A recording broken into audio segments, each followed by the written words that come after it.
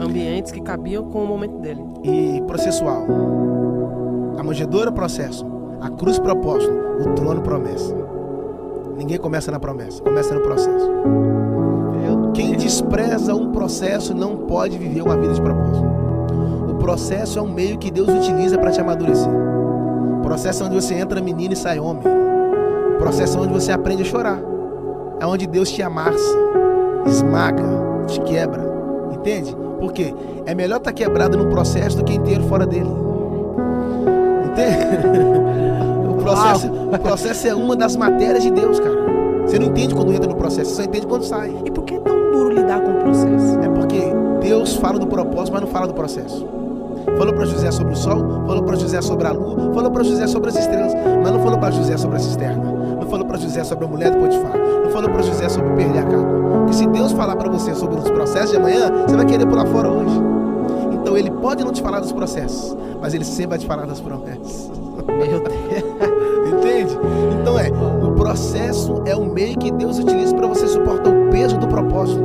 Por exemplo, quando o professor está na sala de aula, ele não fala. Sim. Quando é dia de matéria, ele não explica. Sim. Ele verbaliza. Mas você percebeu que dia de prova, Ele fica em silêncio. você tá aí? Em dia de prova, o professor não fala. E tem gente assim, Deus, fala comigo, e Deus dizendo lá, tá no processo, tá querendo que eu falo, tá na prova, quer que eu falo. Só que tem um detalhe, ele tá em silêncio, mas não saiu da sala. Para que eu quero descer, produção. Uau! Ele está em silêncio, mas não saiu da sala. O silêncio de Deus, ele tem muito a dizer. Eu costumo dizer o seguinte, que Deus consegue falar até em silêncio. O silêncio é uma das maneiras de Deus dizer pra você, calma que eu tô vendo tudo, calma aí. Entende? Porque se Deus tem a resposta, então nem sempre a primeira opção é certa. Aguardar em Deus é difícil, mas é recompensador. Os que esperam no Senhor renovarão suas forças. Por que nós estamos enfraquecidos? Porque estamos apressados. Eu sempre digo, as 3 maiores doenças do século, não é o câncer, não é o HIV, as 3 maiores doenças do século: a depressão, o estresse e a ansiedade. A depressão é uma pressão do passado, o estresse é uma pressão do presente e a ansiedade é uma pressão do futuro.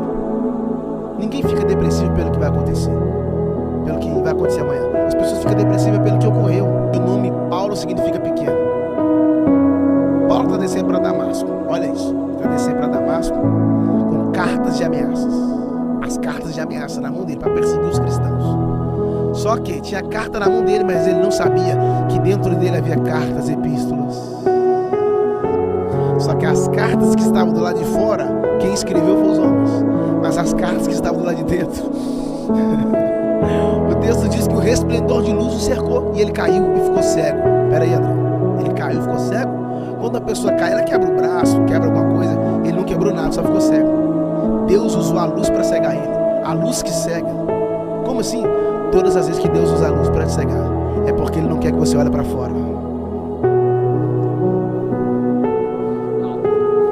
Olha para dentro.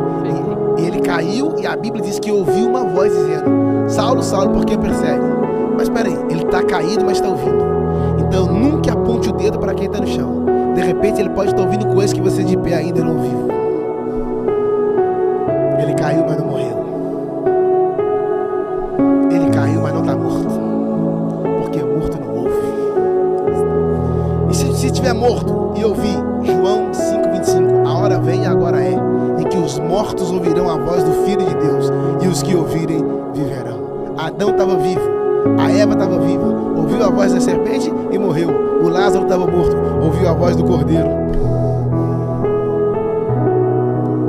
Meu Deus, cara, isso é forte. Isso. Deus não trabalha com crítica, Deus trabalha com conselho. Já percebeu que toda vez que a pessoa te critica por algo que você fez de errado, não posso te fazer uma crítica construtiva? Ou seja, apontando alguma coisa que você fez de errado. Deus não trabalha com crítica, porque crítica fala do passado. Deus trabalha com conselho, porque conselho fala do futuro. Fala da frente, ó, conselho. Você vai sair aqui, cuidar, conselho é pra frente.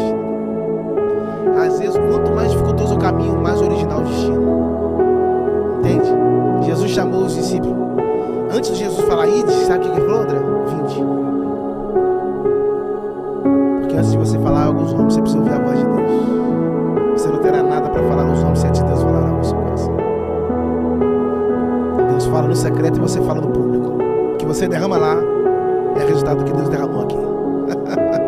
Então para de falar para Deus aquilo que você ouve de todo mundo e começa a falar para todo mundo aquilo que você está ouvindo de Deus. Ou seja, o secreto é importante. O secreto é o meio que Deus utiliza para curar você de feridas públicas. O secreto é onde você entra ferido e sai sarado. A oração é mais importante que a psicanálise. A oração é mais importante que o psiquiatra. A oração é mais importante que o psicanalista. A oração é mais importante que o psicólogo. A oração é o meio de você dialogar com Deus. E nesse diálogo Deus pode te curar de qualquer doença. A oração é demais. É a única vez na Bíblia que está escrito fazer algo sem cessar. Não está escrito adorar sem cessar. Não está escrito louvar sem cessar. Não está escrito ir para o culto sem cessar. Não está escrito levantar a mão sem cessar. Mas está escrito orar. Sem cessar.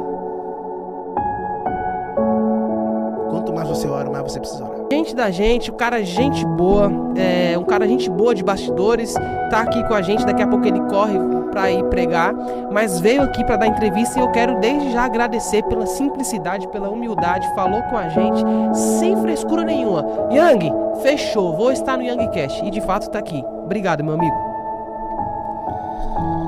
Prazer estar aqui e você tá falando sobre a questão de sem frescura.